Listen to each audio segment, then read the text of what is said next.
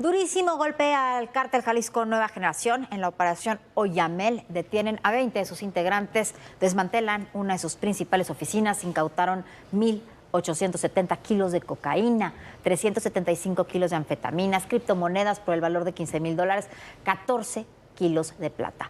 Lástima, pero el golpe no fue en México, fue en España, en un operativo organizado por las agencias antidrogas de ese país, de los Países Bajos y de la DEA. México no participó. Bueno, este operativo podría estar relacionado con la detención el fin de semana del principal operador del narcotráfico en Ecuador. También un socio del cártel Jalisco Nueva Generación, Pipo Chavarría, que se había hecho pasar por muerto en un enfrentamiento en el 2021 y que en realidad operaba desde Málaga, en España, donde fue detenido, y también desde los Emiratos Árabes Unidos. Chavarría lideraba, dice el comunicado oficial, un amplio esquema de narcotráfico y delictivo en los Países Bajos, en Italia, Alemania, México y Colombia, con conexiones directas con lo que es el cártel Jalisco Nueva Generación en Ecuador, que se llama Cártel Nueva Generación Ecuador, y alianzas con cárteles mexicanos, colombianos e europeos. Eso es lo que se informó al momento de su aprehensión. Tampoco participaron autoridades mexicanas, Viviana, en esa detención. Bueno, y es lo que llama la atención, pero sí lo hicieron en Colima, en México. Sí hay mucha información confirmada. Desde la Marina se asegura haber detenido a 54 integrantes del propio cártel Jalisco Nueva Generación. ¡Policía! ¡Policía! ¡Policía! ¡Policía! ¡Al suelo! ¡Tírate! ¡Tírate! ¡Tírate! ¡Manos atrás!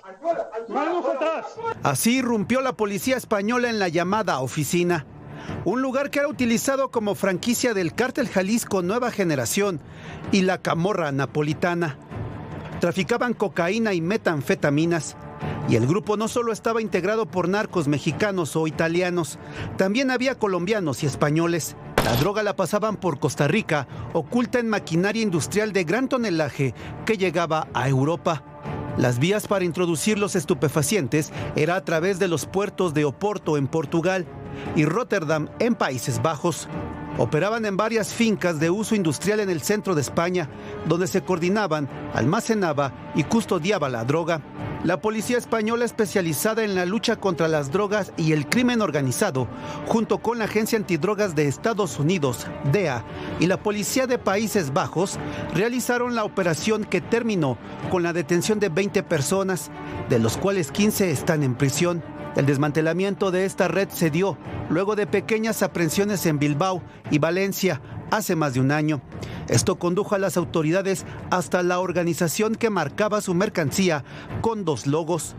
Mientras que los integrantes del Grupo 1, de origen colombiano, usaban la santería para evitar la captura de los cargamentos, mientras que 3 mexicanos usaban gorras al estilo Peaky Blinders, la serie británica que habla de una familia mafiosa a finales del siglo XIX. Mientras que el domingo 16 de noviembre capturaron en España a Wilmer Chavarría, mejor conocido como Pipo. Se trata del presunto líder de la banda criminal ecuatoriana Los Lobos, la misma que tiene vínculos con el cártel Jalisco en Ecuador. El Pipo es acusado de ser el principal generador de violencia en las cárceles del país sudamericano. Su detención confirma que fingió su muerte en 2021 durante la pandemia de COVID-19. Cambió de identidad y se escondió en Europa mientras ordenaba asesinatos en Ecuador, controlaba las operaciones de minería ilegal y movía rutas de droga junto al cártel Jalisco. Su condena de 16 años de cárcel fue reactivada para que regrese a Ecuador a purgarla. Mientras que en Colima desmantelaron una célula delictiva vinculada al cártel Jalisco. El operativo estuvo a cargo de la Secretaría de Marina, la cual detuvo a 11 presuntos delincuentes en Manzanillo y Tecomán. Aseguraron armas largas y dosis de droga. Estas acciones forman parte de los esfuerzos conjuntos para reducir los índices de violencia y fortalecer la seguridad en la entidad. Con la división que ha sufrido, los golpes que han sufrido el cártel de Sinaloa, la lucha interna dentro de lo que fue el cártel de Sinaloa, sin duda el cártel Jalisco Nueva Generación se ha convertido en el más poderoso que opera en el país, pero además es un cártel que opera, según las autoridades de Estados Unidos y de otras naciones, en cerca de 40 países. Este grupo que fue detenido, usted lo vio, operaba desde Ecuador, Colombia, Costa Rica, llegaban a Portugal, a España, a Italia, a los Países Bajos. Tienen presencia en 40 países. Es un cártel cada día más poderoso. Por eso se necesitan golpes mucho más fuertes. Es un buen operativo el que hizo la Marina el día de hoy ahí en Colima, pero no vemos que los principales líderes del cártel Jalisco estén siendo detenidos. La que no se ha detenido tampoco es la violencia en México. Hoy hubo enfrentamientos y ejecuciones en Puebla, en Oaxaca, en Michoacán, en Sinaloa, en varios otros lugares del país. También se dio el informe de seguridad, donde se habla de que se redujo el número de homicidios, pero se olvida que el de desaparecidos en lo que va de la administración Sheinbaum, solamente en lo que va de la administración Sheinbaum hasta octubre pasado, ha superado con amplitud hasta octubre los 13,000 desaparecidos. Eso quiere decir que serían entre 40 y 50 desaparecidos cada día. Y desgraciadamente esos desaparecidos hay que contabilizarlos como muertos, pero no se suman a la lista de homicidios. Si fuera así, los homicidios diarios que habría en el país serían cerca de 100, no de los 50 y algo de los que se nos habla ahora. Continúan los hechos violentos en diferentes regiones de México. En Quiroga, Michoacán, una joven murió a causa de las balas perdidas durante los enfrentamientos en el municipio. La mujer participaba en el evento del 46 aniversario por las defensas de las tierras comunales cuando inició la balacera. La joven recibió un impacto de bala en la pelvis. Horas después falleció.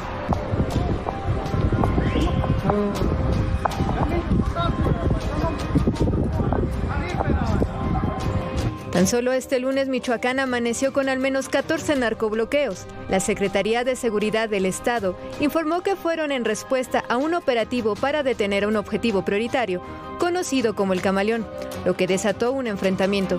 Medios locales informaron que al menos 2 gatilleros fueron abatidos. Mientras tanto, en Puebla, sicarios incendiaron el bar La Cos, en la colonia popular Coatepec.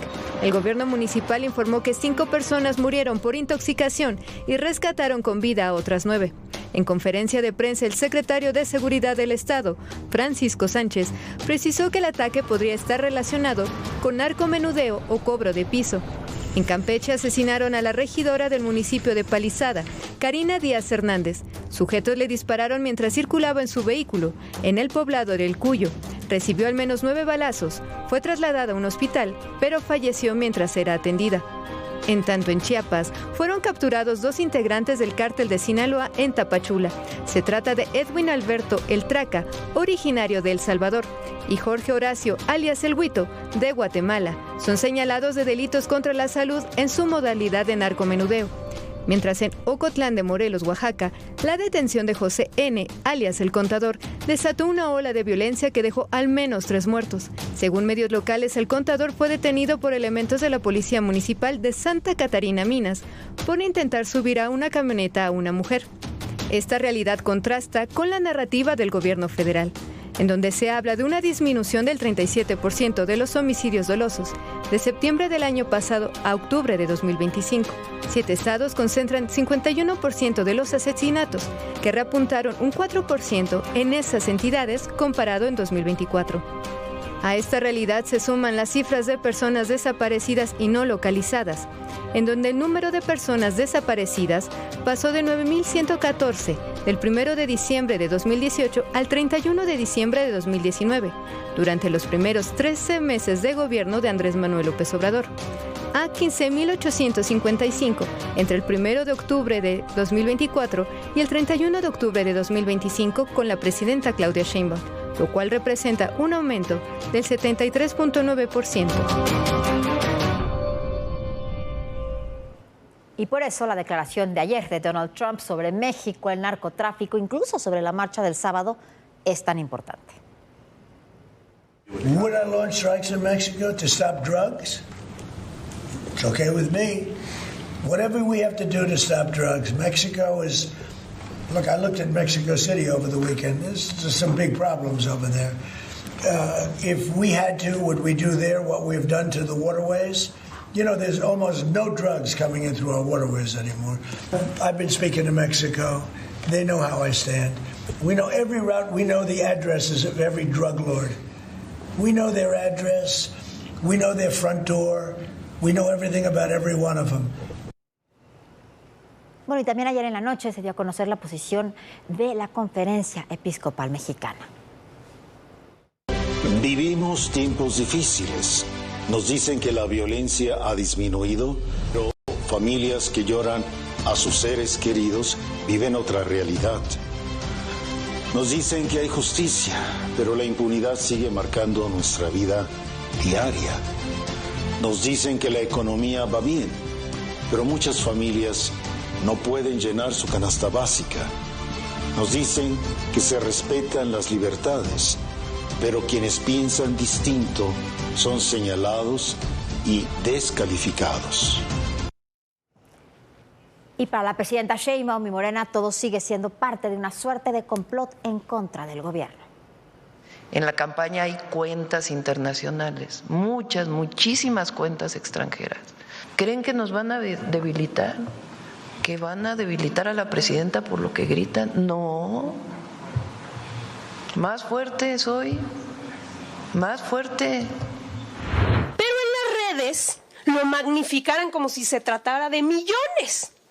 Había millones, pero de bots. Presidenta, juntó usted aquí más jóvenes en Jonuta que allá en la Ciudad de México, los que pretendieron marchar. Es ratificar el respaldo total de quienes integramos las mayorías parlamentarias, tanto en Cámara de Diputados como en Cámara de Senadores, ante los acontecimientos del último fin de semana. Y pues nada es fortuito, es una embestida desde la parte más oscura de la derecha mexicana, incluso con participación internacional. Bueno, y vamos a escuchar cómo hablaban los políticos hace más de medio siglo. Así se escuchaba Gustavo Díaz Ordaz y los dirigentes del PRI en aquel lejano 1968. Es evidente que en los recientes disturbios intervinieron manos no estudiantiles. El dilema es pues irreductible. ¿Debe o no intervenir la policía? Se ha llegado al libertinaje en el uso de todos los medios de expresión y difusión. Se ha disfrutado de amplísimas libertades y garantías para hacer manifestaciones. Hemos sido tolerantes hasta excesos criticados, pero todo tiene un límite y no podemos permitir ya que se siga quebrantando irremisiblemente el orden jurídico como a los ojos de todo mundo ha venido sucediendo. De los servicios de inteligencia, fundamentalmente de la CIA. Toda simultaneidad es un complot, esa sería la teoría, ¿no? Estos están atrás los comunistas, están atrás fuerzas oscuras o la quinta columna, según la época y el fenómeno. Es decir, toda simultaneidad de un fenómeno en el mundo es prueba de que hay una conspiración, un complot detrás. Bueno, la historia no se repite, pero a veces rima. Eso lo decía el escritor estadounidense Mark Twain. Y vaya que esas declaraciones, las de ahora y las de hace medio siglo, riman. Quedan además muchas preguntas sin responder. Mire, una de las principales es qué pasa con los detenidos del 15 de noviembre, los de la Ciudad de México y los del resto del país. Porque no sabemos quiénes son, no sabemos cuántos son, ni siquiera se ha informado claramente cuántos son. Aquí en la Ciudad de México se han dado entre 3, 4, 5 cifras diferentes. Se habla entre 19 y 27, están en un reclusorio, pero no sabemos quiénes son los que están detenidos, de qué se los acusa. Ay, se habla así de homicidio imprudencial, de homicidio calificado, pero no lo sabemos tampoco. ¿Qué pruebas tiene la Fiscalía respecto a esos presuntos delitos? Esos que están detenidos, ¿hay pruebas de que hayan cometido esos delitos? ¿Qué antecedentes de violencia tienen? Si es que tienen algunos. ¿Por qué no están detenidos los provocadores de otros eventos como los del 2 de octubre pasado o el ataque al campo militar número 1 el 25 de septiembre pasado? ¿Por qué no ha habido una investigación para desmantelar las estructuras porriles, se llame bloque negro o no? Esos no están detenidos, ¿eh? Los que están detenidos son personas que estaban en la manifestación. Los provocadores que iniciaron la violencia, a esos no los detuvieron. Y lo más importante, ¿quién dio la orden de reprimir la marcha y expulsar del Zócalo a los manifestantes? Porque esa no puede ser, no es una simple orden policial. Ningún jefe de policía tiene posibilidades de decidir eso. Es una orden política que tiene que provenir de alguna autoridad política, porque además durante años la orden fue no hacer nada contra los vándalos. Y las autoridades políticas que lo pueden hacer, lo decíamos hace unos minutos en la mesa, o es el Ejecutivo Federal, la jefa de gobierno Clara Burugada o el secretario de gobierno César Cravioto. Esos son los que tienen posibilidad de dar esas órdenes. Por cierto, hablando de provocaciones, ojalá se anule, creo que ya quedó anulada la convocatoria para la marcha del 20 de noviembre. Sería entendida como una provocación porque coincidiría con el desfile cívico-militar. Así están las cosas, pero además, mire, que no se pueda dar a conocer públicamente el nombre de los detenidos y cuántos son en todo el país, es un acto que no vimos, ni siquiera en las épocas represivas del muy viejo PRI, Viviana. Sí, Jorge, bueno, ¿y por qué? Porque es complicado que se manifiesten el 20 de noviembre, porque ese es el día de, como bien les decía Jorge, del desfile cívico-militar. Y por cierto, ¿sabe usted quién se está encargando de las investigaciones de todo lo sucedido el pasado 15 de noviembre? Sí, de todo lo sucedido en esa marcha, nada más ni nada menos que la fiscal de la Ciudad de México, Berta Alcalde. ¿Por qué hay conflicto de interés en que la fiscal Berta Alcalde lleve este caso? Porque es nada más ni nada menos que hermana de la presidenta de Morena, que vimos claramente ya las declaraciones que ha hecho públicamente y cómo ha desacreditado a todos los marchistas, e hija de una de sus fundadoras. Y al final todo queda relacionado con esto. Aunque parezca un tema muy lejano, hoy se dio a conocer el programa social relacionado con las jornadas del Mundial del año próximo, que comenzará el 11 de junio. Habían dicho que iban a construir hasta 4,000 canchas de fútbol en todas las colonias populares, pero por supuesto era demasiado y después tuvieron que explicar que no iban a construir todas esas canchas, que iban a remodelar la mayoría de las canchas ya existentes, Jorge.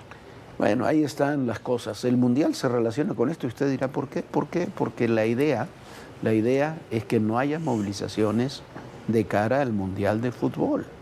Ese es el tema. Eso es lo que tiene de similar también con el 68. Le vendieron a Díaz Ordaz y él lo creyó, se lo vendió Echeverría y se lo vendieron otros personajes, de que había un complot internacional para evitar las Olimpiadas, y ahora le están vendiendo a la presidenta, o ella también lo compró, que hay un complot para reventar el Mundial o los Juegos del Mundial que se realizarán en México.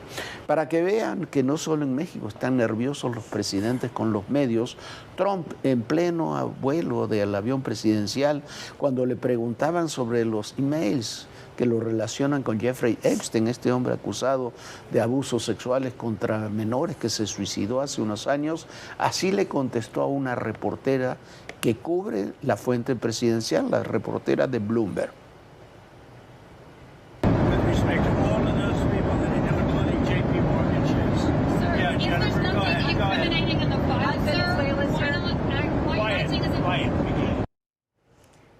Pero los medios allá no se callarán. Hoy se descalificó con apoyo de muchos republicanos toda la información del caso Epstein, donde aseguran hay más de 1,000 referencias a Donald Trump. La Cámara de Representantes y el Senado de Estados Unidos aprobaron de manera abrumadora, con votos demócratas y republicanos, la ley que exige al gobierno de Donald Trump la publicación inmediata de los archivos completos del caso Epstein. Después de la votación, la congresista republicana Marjorie Taylor se refirió a las víctimas. I want to speak goodness and love and hope into the women standing behind me and all of the other survivors whose names you don't even know, but stand with these women. They are survivors, and they are strong, and they are courageous, and they are daughters of God. They are not victims. These women have fought the most horrific fight that no woman should have to fight, and they did it by banding together and never giving up. And that's what we did by fighting so hard against the most powerful people in the world, even the President of the United States, in order to make this vote happen today.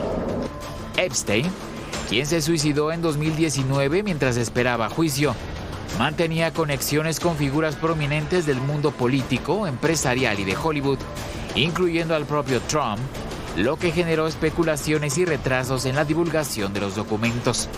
Ahora la ley obligará al gobierno federal a desclasificar y publicar en un plazo de 30 días todos los registros no revelados hasta la fecha, incluyendo testimonios, correos electrónicos y evidencias de la investigación federal. Para ADN Noticias, Víctor Núñez, Fuerza Informativa Azteca. Bueno, y vamos a otro tema. ¿Recuerda usted la megafarmacia, aquella que iba a abastecer medicinas a todo el país? Pues sigue sin dar una. Es la llamada megafarmacia del bienestar, otro fracaso monumental. El número que usted marcó no está disponible. Favor de intentarlo más tarde. En la línea de atención al paciente, ya nadie contesta. Tampoco hay rastro de ella en la Secretaría de Hacienda. Hay un portal de transparencia en donde se podía conocer pues prácticamente toda la información pública del gobierno, y casualmente cuando entras a ver el apartado de megafarmacia, pues ya no hay nada. Dice simplemente que la información ya no existe. Y aunque Fuerza Informativa Azteca solicitó información tanto a Birmex como a la Secretaría de Salud, aún no hemos recibido respuesta. También se consultó la Plataforma Nacional de Transparencia, pero sin éxito. Lo que se sabe es que al final costó 15,000 millones de pesos según Hacienda. En el 2023 prometieron que iba a almacenar y a distribuir hasta 286 millones de medicamentos y material de curación para atender a más de 70 millones de mexicanos. Logramos este propósito de que se tenga una farmacia grande para que se distribuyan todas las medicinas. Pero casi 2 años después se confirma la mentira. Durante la vida que supuestamente tuvo esta megafarmacia, apenas surtió unas 15,000 recetas, es decir, 6 recetas al día. Y como siempre, los pacientes son los afectados. Estoy tratando de comunicarme a este número por falta de medicamentos. Sufrí 2 infartos, sufrí cáncer de mandíbula. Tengo 3 meses sin los medicamentos. Ubicada en Huehuetoca, Estado de México, la megafarmacia permanece resguardada, pero sin actividad. De un día a otro ya no se vieron personas, hay vigilancia, pero ya no hay trabajadores, ya no hay nada. Es un elefante blanco, un bodegón hoy vacío, que no tiene ninguna distribución, y un completo fracaso y engaño del sexenio pasado. Así acabó otro proyecto insignia de López Obrador. Ya Hacienda lo quita como proyecto estratégico y pasa a ser algo ordinario, un almacén sin distribución. Mientras que el desabasto de medicamentos continúa. Lucero Rodríguez, Fuerza Informativa Azteca. Bueno, 15,000 millones de pesos se fueron en la megafarmacia, que no funcionó en realidad ni un día. Pero era el gran proyecto que tenía López Obrador para solucionar el tema de las medicinas. El Tren Maya costó alrededor de 20,000 millones de dólares, ni siquiera tenemos la cantidad exacta porque se ha preservado. ¿Sabe cuánto le vamos a invertir cada año? Por lo menos el año próximo, según el presupuesto, 25,000 millones de pesos de subsidio. ¿Sabe cuánto recauda? 1,000 millones de pesos al año. O sea, tiene una pérdida de 24,000, 25,000 millones de pesos. Así, esos eran los grandes proyectos del sexenio pasado que se siguen manteniendo en este. En ADN Noticias, por si usted no lo vio, el domingo pasado retransmitiremos el especial de Sala de Guerra llamado Los Archivos Ocultos de Adán Augusto. No se lo pierda este jueves 11:30 de la noche. Detrás del poder hay secretos que se empeñan en ocultarnos. Las redes de corrupción tejidas desde Tabasco, las autoridades y sus nexos con el crimen, el encubrimiento de un régimen que los hace intocables, sus conexiones, sus cómplices, los favores y la impunidad que los mantienen intocables. La conversación se ha encendido y la participación de la audiencia lo exige. Vuelve a ver los archivos ocultos de Adán Augusto. No te lo pierdas. Jueves 20 de noviembre, 23 horas. Por ADN Noticias. De verdad, no se lo pierdan, es un documental sumamente documentado, valga la redundancia. Y bueno, cederemos el espacio de todo personal para que lo pueda ver. Si usted no lo vio el domingo pasado, vale mucho la pena. Así que lo esperamos este jueves a las 11 de la noche con este documental, Adán, los secretos privados de este señor, que bueno, es un desastre. Se va a salir espantado después de verlo. Ya nos vamos. Muchísimas gracias por habernos acompañado y por supuesto lo esperamos mañana aquí en Todo Personal. Sueñe bonito. Bonita noche, Muy Jorge. buenas noches, Viviana. Muy buenas noches a todos ustedes. Y recuerden, en el poder y en la política todo, pero absolutamente todo es personal. Gracias.